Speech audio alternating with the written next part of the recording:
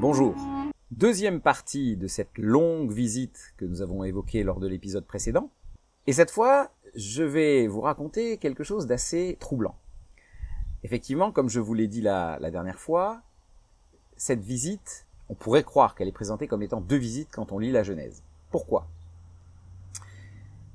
Dans le premier chapitre qui relate cette visite, Dieu dit à Abraham, c'est Sarah, ta femme, qui va engendrer un fils. Et c'est d'elle que tu auras la descendance dont je te parle et que je bénirai, qui sera vraiment ta postérité.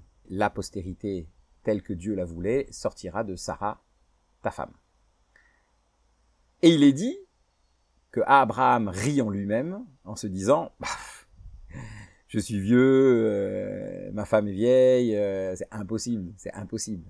Effectivement, ça défie complètement la logique, ça défie complètement l'état naturel des choses. C'est à ce moment-là que Abraham va dire à Dieu, non, écoute, Ismaël, fais-le vivre, ça me suffit.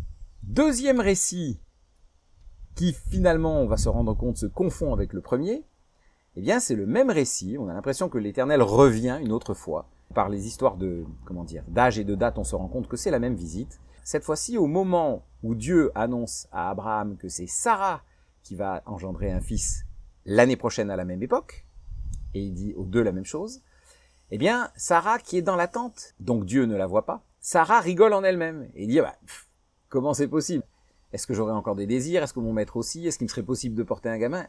Dieu, dans le récit, intervient en disant à Abraham, pourquoi Sarah a-t-elle ri ?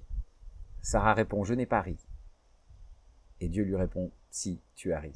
Et elle eut peur. Dans cette visite, on a eu donc déjà deux choses. On a eu l'alliance, la circoncision, et on a eu cette anecdote des rires d'Abraham et de Sarah, qui sont racontés comme étant à deux périodes différentes, qui en réalité ont lieu lors de la même visite.